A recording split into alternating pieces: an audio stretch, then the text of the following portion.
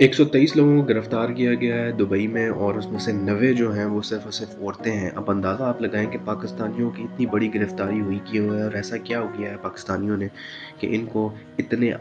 बड़े पैमाने के ऊपर गिरफ्तार किया गया। चलें यार आपको पूरी स्टोरी बताते हैं, और एक्चुअली आपको बताते हैं कि यार इस टाइम के ऊपर यूएई में पाकिस्तानियों के क्या हालात हैं, और यूएई में कुछ चंद पाकिस्तानी की वजह से क्या सिचुएशन है इस टाइम के ऊपर यूएई में, और पाकिस्तानियों को वीज़ा क्यों देने से रिलक्टेंट है यूएई की जो गवर्नमेंट है, और यूएई के लोगों ने क्या ऐसी शिकायतें की हैं गवर्नमेंट के सामने रखी हैं कि जिसके बाद पाकिस्तानियों के लिए स्पेशल वीज़ा पॉलिसी जो है वो अलर्ट जारी किया गया है कि अब आज के बाद अगर इस तरह के लोग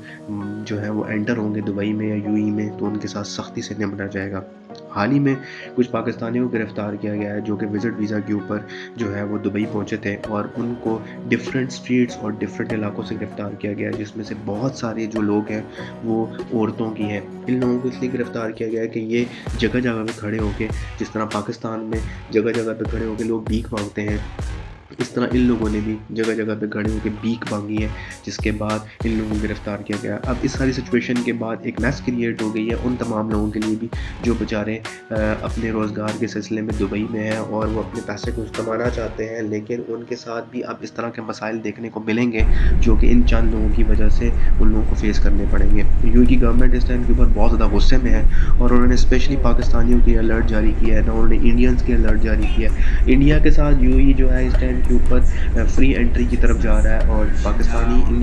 इंडियन स्पेशली पासपोर्ट के ऊपर अगर आप जो है वो ट्रैवल करते हैं यूएई तो आपको किसी भी वीज़े की ज़रूरत नहीं है, आप फ्री एंट्री ले सकते हैं यूएई में। अब आप हालत देखें पाकिस्तानियों की कि इन चंद पाकिस्तानियों की वजह से जो कि विज़िट वीज़ा लेके काम ढूंढने की गर्ज से यूएई में एंटर हुए थे, लेकिन उन्होंने क्या किया है, उन्होंने जनाब जाके वहाँ पे भीख मांगे हैं, रोडों पे चौकों पे खड़े होके, डिफरेंट जगहों पे खड़े होके, होटलों में जाके, डिफरेंट लोगों के दफ्तरों में जाके लोगों को तंग किया है, जिसके ऊपर अरबी नेशनल लोगों ने स्पेशली जाके इमिग्रेशन डिपार्टमेंट से ये शिकायत की और लोकल पुलिस से ये शिकायत की है कि इन लोगों को गिरफ्तार किया जाए। इसके ऊपर जो है वो प्रॉपर जो है वो